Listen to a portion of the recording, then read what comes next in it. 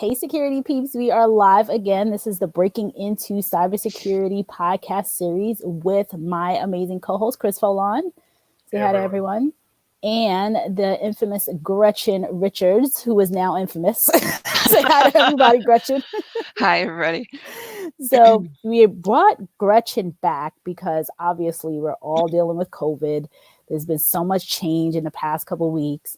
And Gretchen, her expertise in employee engagement was so actually engaging, for lack of better words.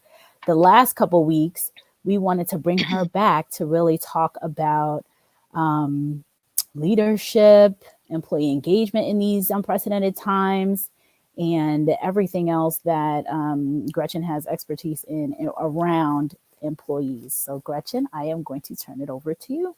Hi, thanks.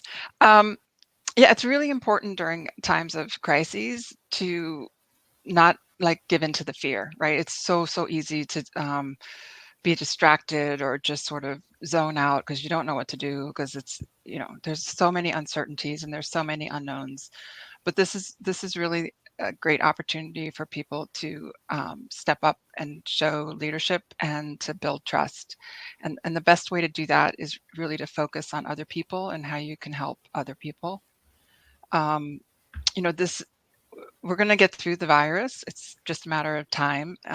Businesses will get going again. Life will sort of get back to normal, even though it might be a new normal.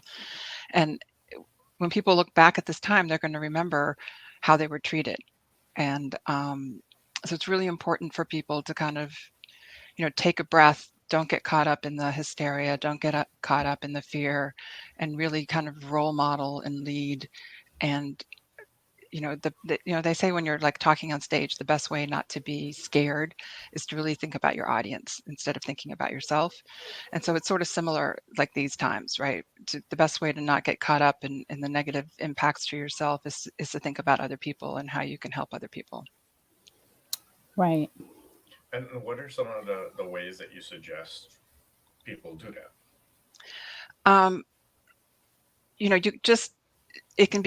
It doesn't have to be anything big. It could just be calling people and seeing are you okay? Is there something that I can do for you? Right.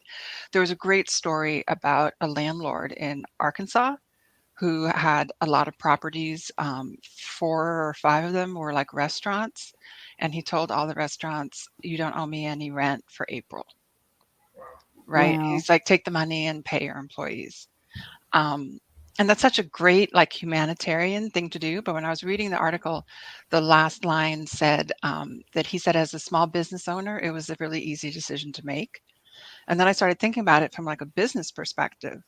And this was a really smart business decision, right? Because if these restaurants can't pay the rent and have to shut, he's lost rent for months on end going forward, right? Yeah. Where if he can help them get over this hump, then he's got loyal customers and he'll have rent for the rest of the year. And so people need to kind of step back and take a little bit of that longer viewpoint, right? So Yeah. companies, if you're a company, you should be asking, what can I do to help my customers survive? Because you want your customer base to stay big, right? And it applies to employees as well. What can I do to help my employees? Hiring employees is so expensive, especially in the cybersecurity space. I was really surprised to see some of the LinkedIn posts that people were laying off cybersecurity people because, it's going to be so hard to replace them once things get going again. And, everybody's in a different place. Everybody's struggling with different things. I think just reaching out to your employees and being honest with them and saying look, here's the struggles, here's what we can do, here's what we can't do, here's some tough decisions that we need to make. Just be honest with people. There's so many unknowns. Don't add to the unknowns. If you don't tell people what's going on, even if it's bad news, they're going to be talking at the water cooler saying, what do you think's going on? Or, we won't be at the water cooler because we're social distancing, but you know what I mean? They're going to be wasting time and energy and brain cycles trying to figure out what's going on if you don't tell them what's going on. And I think people are in different situations. So you might have employees that have kids that aren't even school aged yet, and now they're working from home and trying to juggle taking care of their kids and working remotely. right? So maybe those people actually would prefer to kind of go on a part-time basis or reduce the number of hours and even the pay for a few months to like get through this, right? And if you don't have kids in that age range, you may not even have thought that that's something that people would want. So, you know, if you're struggling as a business from cost, there's a lot of things that you could reach out to your employees and ask, like, ask them what their opinion is, like what would be okay with them, right? I heard some companies were going to stop doing 401k contributions so for the rest of the year so they could not lay people off. Yeah. Right. So, you know, and employees might have more you know, if you're in management or leadership, you don't have to like take the whole burden. Like ask your employees. A lot of times they'll come up with really clever things or things that you didn't think that they would think would be acceptable, are acceptable to them because they're just in a different place and looking for different things than you might have thought. So, you know, I would say, you know, really be open and honest. And even if you can't do anything for your employees, just, you know, reach out and see how they're doing. I mean, show that you care about them as a person. Yeah, Will go a long way. I saw a really cool story in Northern Virginia about a restaurant that was shut down because of the orders. But what they did is they turned around and opened as a community support center. So they closed their official business, but then started taking donations for food, and they stayed open, and they're providing food for first responders as well as school age children that don't have any access to other foods, and you're taking community donations for food, and then coming around and serving anyone that's able, that needs food, and comes in to do that. And he said, as a small business owner, it's the right thing to do, but Mm-hmm. it also means that in the long run, my community is going to come back and support me because I've been supporting it. Um, and it's so true. The little things that you do for others comes back and helps you in spade, as long as you're doing the right thing for the right reasons. Yes, and people are going to really remember the people who go above and beyond to help them through this time period. And you're going to have loyal employees, loyal customers, you know, just, and it's the right thing to do, like you said. So I think, you know, if you want employees to be engaged, it really comes down to whether or not they trust you, and whether or not they think that you care about them. And if you're making, you know, sort of quick short-term decisions that, you know, to make a certain profit or to meet your numbers, that you need to do something that negatively impacts your employees without really thinking about creative options and ways to minimize that, um, you know, you're gonna lose a lot of trust. This is a great opportunity to really build trust, really build some bonds, really build a lot of loyalty by just stepping up and trying to help other people. And so, you know, everyone should try to spend some time thinking about that. What can they do? Yeah, I think that you made such valid points just now in regards to one, having employees have input. Mm-hmm. Chris and I were working on a project earlier this week, and as people kind of made the input for this blog that he's putting out, everyone came from a different perspective, and I think, you know, specifically thinking about me right now with little school age and not school age children at home, it was that part of it that made me think, oh, these folks aren't even thinking about that component. You know, parents that have are typically, you know, you know, you split responsibilities, especially if you're a two-parent household. I mean, I don't even know what single parents are doing right now. Yeah. God bless them, right? But if you're a two-parent household and you're kind of juggling and realizing that how much of this can, you know, what's really priority here in terms of the work, and that, and so if leadership acknowledges that, you know, just to say we know or we're thinking about you because of these things that are happening, you know, that makes a person kind of takes the stress off a little bit, like, you know, the expectations, like really setting those expectations or resetting. Yeah, no, I heard this story of this one retired guy in Florida had not seen his normal grocery checkout person in a week, and then she was finally back in there. And he said, you know, what's the matter? Were you sick? And he said she just broke into tears and said, no, I've been home taking care of my son who's not in school. And she's like, I can't come to work because I have to take care of him, and I don't know how I'm going to pay my bills. And he, because he was retired, he volunteered to take care of her kid for her so she could go to work. Yeah. So, there are definitely people are struggling with childcare. And I think a lot, people aren't paying the couple $1,000s a month for childcare. And a lot of people probably would be willing to take a bit of a salary cut to get their hours reduced. So if companies are really in a financial pinch, they should ask people, right? Yeah. Definitely, if it's preschool, people are paying someone to have their kids take care of the kids, and even if they're in the younger grades in school, they probably have some aftercare or something that they're going to. Um, and I'm always amazed when I'm struggling with something and I reach out to my team, what fabulous ideas they come up with that I just had never even occurred to me.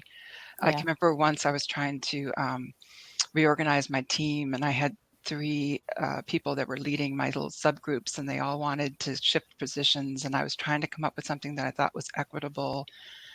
And I told them, like, I'm still working on it. And like 5 minutes later, they came in and they're like, well, we have a solution. Do you mind if we just, give you our suggestion? And I'm like, before they even said it, I'm like, whatever you guys want, it's done. But, I had thought certain people, a couple of them wouldn't want certain things, kind of projecting my values onto them. And I was completely wrong. They were like, oh, no, I don't care about that. So, you don't know until you ask, right? You really, you might think that you know what they care about, but people are in different places with different priorities, and you just don't know who has to take care of kids, who has to take care of old parents, who has family members that are like sick, right? So you don't know who's impacted by this time. I mean, they're talking about the elderly, but I have nieces that are pregnant that are very concerned. I have a sister-in-law that's going through chemo who's very concerned.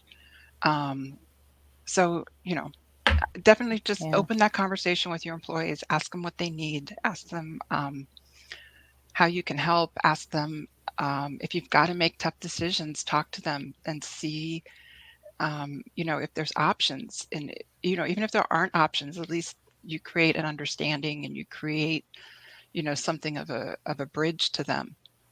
Yeah.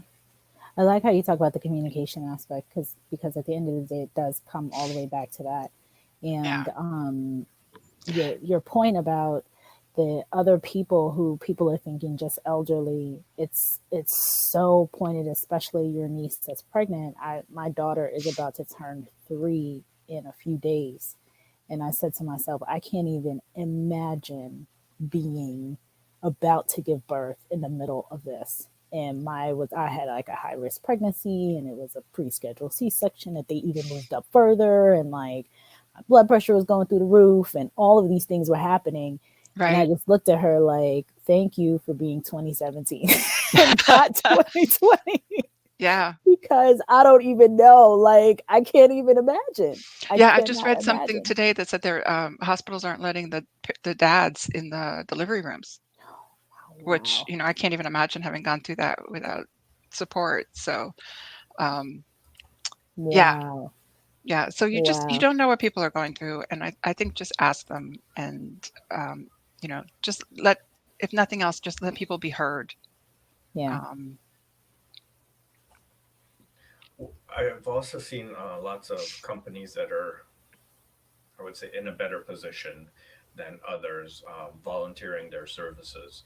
For example, I've seen lots of companies offer remove the limits on their software so that companies who are now shifting from on-premise to remote to be able to take advantage of covering all their machines, because traditionally they only expected, say, 10% of their workstations to be off site, so they didn't cover the rest of them. But now they're like, now everyone has to work from home. They're kind of increasing those limits, or they're providing additional right. training or things like that.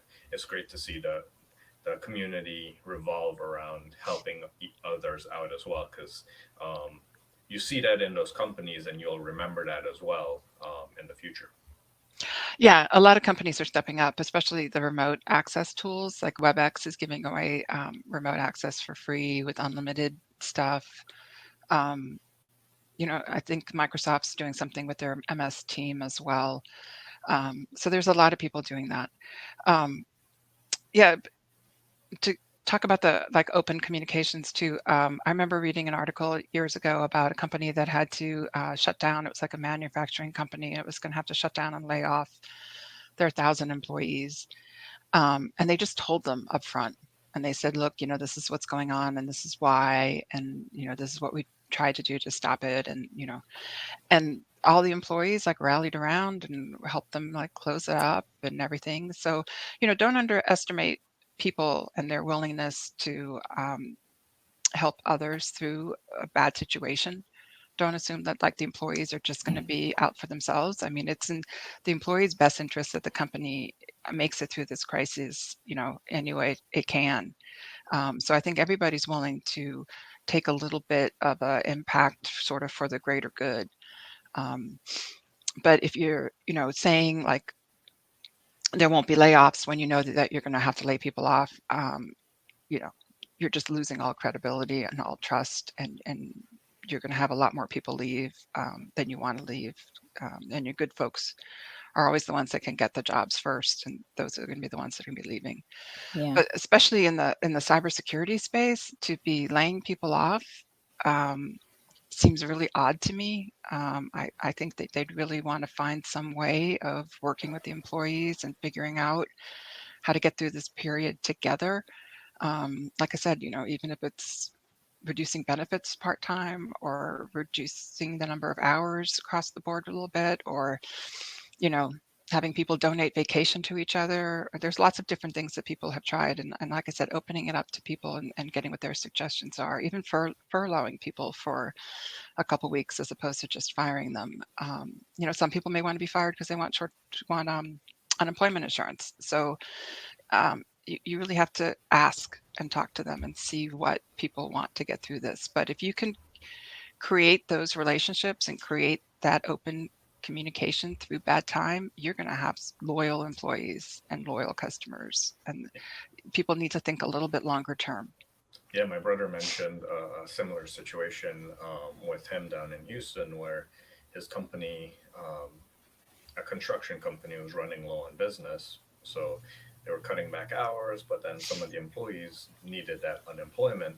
So they opted to chose to get laid off or fired, or so that they could get the unemployment. And it's good that the companies are willing to choose that option to help their employees out as well. Right. And it's really hard to know what it's like in someone else's shoes. And so, sitting in the management role, you think what your day-to-day life is like for your employees, but you really don't. And you have to open those communication channels and ask them. And, another thing is, even if there's not looking at layoffs and stuff, if you're just having to manage a remote workforce for the first time in a while or a lot, there's a lot you can do to keep employees engaged if they're working remotely. One tip is, especially if you're working with a group that doesn't normally work remotely and they're not used to it. One tip is to get everybody on like a quick stand-up call every morning to kind of like kick the day off, because sometimes it can be hard to get that day going when you're working remotely if you're not used to it. And so that's one suggestion, is just have that 15-minute quick kickoff with your team. And then you can still sort of do like management by walking around, which I think is a great thing to do, just by like calling people and checking in on them throughout the day. Not to like make sure that they're working, not with that kind of attitude, but just, check in. Is there anything you need? Are you having problems finding anything? More of just from a supportive standpoint. And, there are a lot of the companies are doing remote tools for free. So you should be able to have some video conferences as well. I think that's important, that everybody sees each other. You should keep up the, weekly staff meetings or the one-to-one meetings or whatever your company does. People are feeling like isolated. And depending on the person, there's a lot of extroverts posting on Facebook and stuff saying they're absolutely going crazy being home and not being able to be out talking, and you know they're driving themselves crazy because they're not getting the social interaction that they normally get. And so sort of be cognizant of that. Your different employees will have different needs, and try to set some stuff up that sets a routine, right? The good thing about like having that call first thing in the morning is that it's getting people into some sense of normalcy, some sense of routine, some sense of predictability. It gives them something sort of stable to get themselves around. And so as much as you can, kind of keep those meetings on the books, have the morning kickoff, have everybody talk, have your normal status meetings, your normal, whatever touch base meetings that you have, it kind of keeps that pattern and that rhythm going so people feel a little more steady. What do you think about, so on the one hand, I really love that idea of like these stand-up meetings and getting people together, to have that sense of, starting the day, right? Mm-hmm. But on the other hand, I could think of employees, especially if they have not been in a work from home environment often, like this is another check-in, this is another checkup, like this is another way to, for people, like, do they not trust that we're doing what we're doing? So on the other hand, I'm just trying to figure out what recommendation you would give to the employee to realize like, hey, this is truly just, camaraderie, coaching, whatever, not like I'm checking in on you, I'm making sure, did you do this or Right. whatever. It's purely a coaching, kind of like the questions that you ask, do you need anything from me, things like that. But really, do you need anything from me? Like really Right. coaching, right? Versus, Right. well, that It's a project tone. that was due. Yeah. It's the tone of the call, right? So Yeah. it's just to coordinate and because you're not going to be running into each other in the office as you might typically, right? And so it's nice to have a certain time when everybody can just coordinate. Is there anything that you need from anyone today? Um, you know, do you need it? Is there any information that you need? Are you waiting on anything from anybody? I think if you keep the agenda of the meeting to be like, how can we support each other? What does everybody need to get their stuff done, as Mm-hmm. opposed to what did you do yesterday, right? So it's less of a status of the previous day and more focused on what do we need to be productive today, or over the next few days, right? So it'd be Right. a good thing to say, like, on Friday, I'm going to hope to start, blah, blah, blah. And to do that, I really need these 3 pieces of information, and then talk about how you can get those 3 pieces of information pulled together by Friday.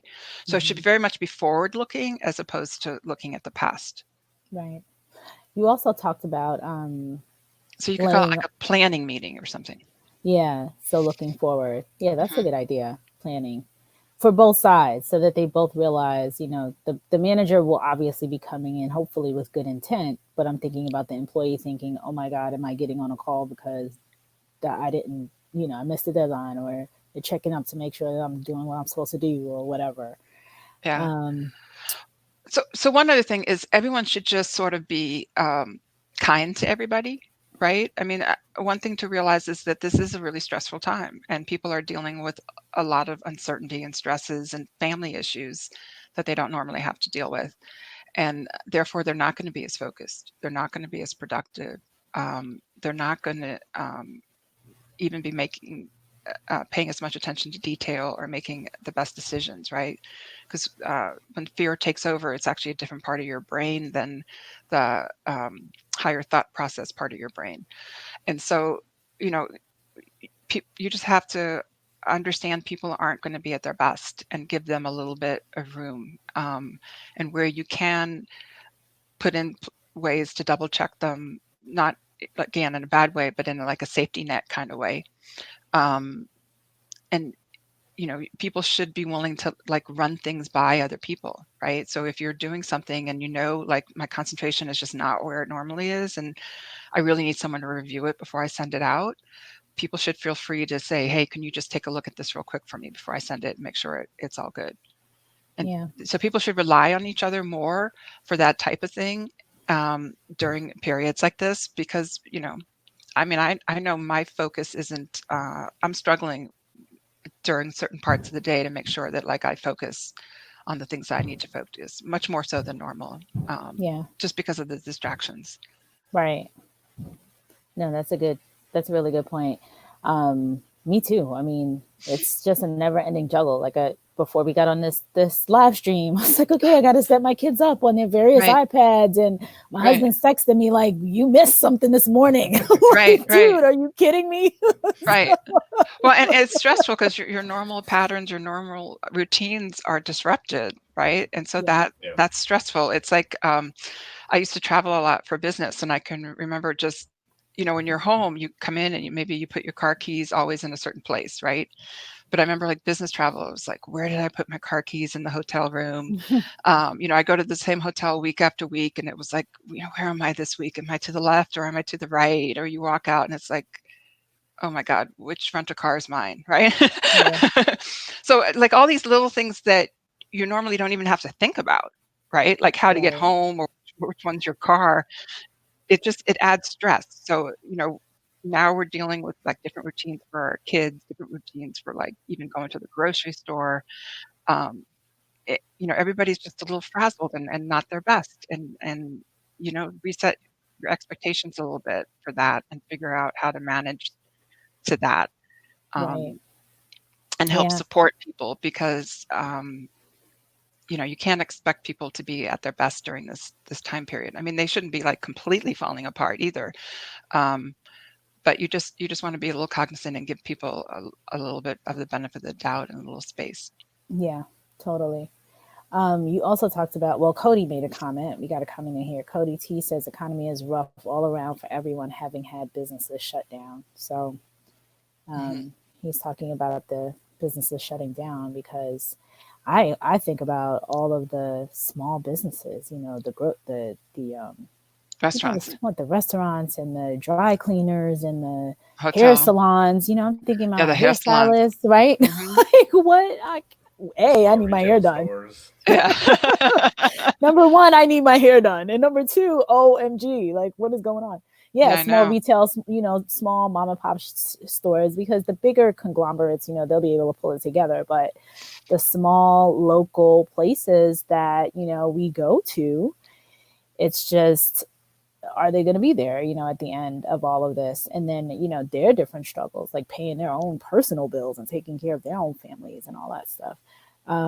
But you made a point about companies laying off cybersecurity professionals, and it's kind of it boggles my mind too. This is a time where, they should be ramping up on cybersecurity professionals in particular, because of this huge remote surge. And that leads to, we already know that all of this phishing, there's so many things that are going to be things that people do. And I mean, I was even looking at, I had to explain to my son the other day, like, no, Amazon is not giving you a free $1,000 gift card. No, you can't click this button. I had to reiterate, any website you go to, because now he's literally virtual learning all day, right? Yeah, you didn't just inherit $1 million from some relative in a foreign country that you've never heard of. Yeah. And he is all over me. Mom, you see, there's this Amazon gift card for $1,000, and I'm like, it's fake, but, exactly. But having to do that, and see this happening every day, and having to explain to him, okay, you see the little the little, padlock, that means that it's a safe website. And if you see other websites pop up and it doesn't have the padlock, and like walking through all these steps with him, where typically we're kind of standing right, we're hovering over him. But now that I'm in my little, space, and he's in his little cubby, and everybody's in their little spaces trying to work in parallel, it's tricky. So I can only imagine from a, obviously he's 8, so, but the employees, from a business standpoint, if you have these employees that are now, just online all day, when typically they may not have been, and then you have, so it just opens, the cybersecurity awareness is like, it just opens that even wider, and then throw in working and everything else and the stresses. And then to be laying off cybersecurity people, it's just like, I was just shocked when I saw that on LinkedIn. You have to take a longer viewpoint, right? I mean, how much is it going to cost you to hire that person back in 3 months, right? Recruiting costs are what, 30% of the person's salary potentially. Yeah. right? And the So time if to you can get them, right, and then you probably have right. to pay them a higher salary too. So yeah, it's important for people to take a longer term view and realize that this virus won't last forever. Businesses are going to open back up, things are going to go back to normal, and you're going to need these staff, you're going to need your customers, you're going to, don't have too much of a knee jerk reaction where you're making sort of drastic decisions from the short term. I mean, we've only been shut down for a week and a half, right? I mean, this really started like Friday the 13th, and we're like the 23rd, 24th today. So it's only been, not even 2 weeks yet that businesses have really been impacted. And, so businesses should really look at how long can they float things, and what are their options to allow them to float things longer.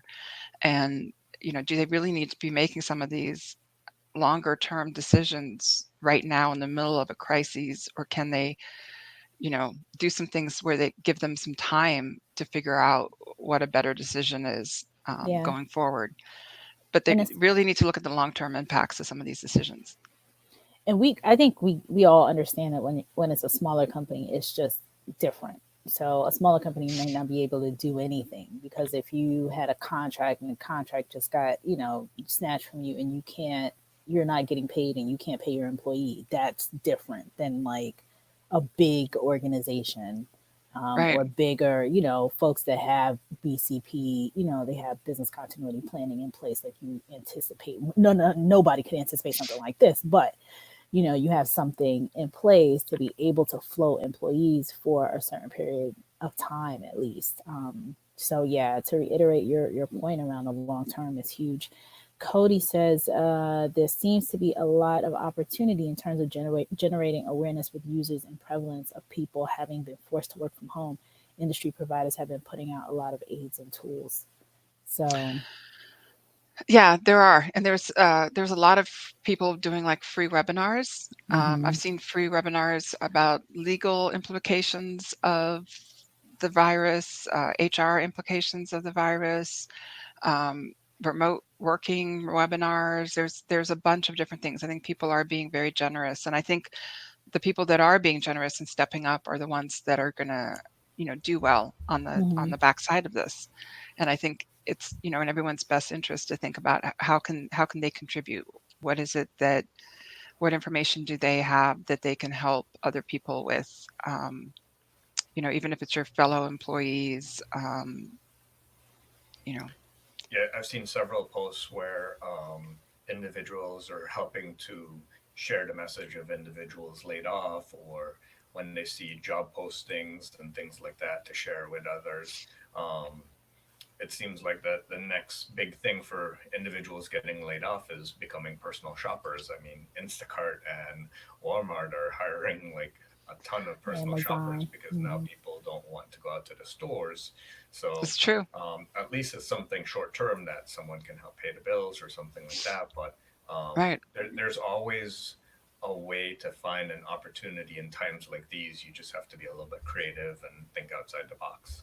Yeah, there's actually a lot of people hiring right now, right? I mean, there may not be your ideal job, but Amazon, Walmart, a lot of the supermarkets, um, yeah, anyone who's in those sort of necessity services, um, FedEx, Yeah. UPS, they're all hiring. And cybersecurity. I mean, I'm Yeah. still getting, that's why on the one hand, people are getting laid off, but on the other hand, I'm getting bombarded. Yeah, so the laid off cybersecurity people will find something quickly, right? Yes, they will. And then the people who laid them off are not going to be able to, it's going to be hard for them to replace them. That's So, it, for um, sure. So, especially if they Gretchen, have a reputation of laying them off quickly. right. Like, There's not thinking Glassdoor, long there's all term. these things that will, you know, that label will be with you for a while. Yeah. Yep, like you said, look for the long term. Well, thank you so much for coming on again and sharing all your wisdom. We truly appreciate it, and it's definitely time um, to think of your employees, think forward, and step into their eyes. Yeah, I mean, it's time to step up and kind of role model, right? Role model how you can help, role model how you want to lead. And people are going to remember how people acted during this time. And so, take a moment and think about that. How do you want people to remember how you responded to this? Yeah. And see if you can step up into that. Great advice, Gretchen. Well, thank you again for being on. Chris, do you want to say something? No. Have a great time, everyone, and help out your fellow neighbors. Yeah. At least virtually.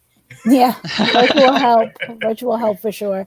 All right, take care, everyone. Thanks for another episode. See you again tomorrow. We're gonna have someone on here. So, see you soon. Bye.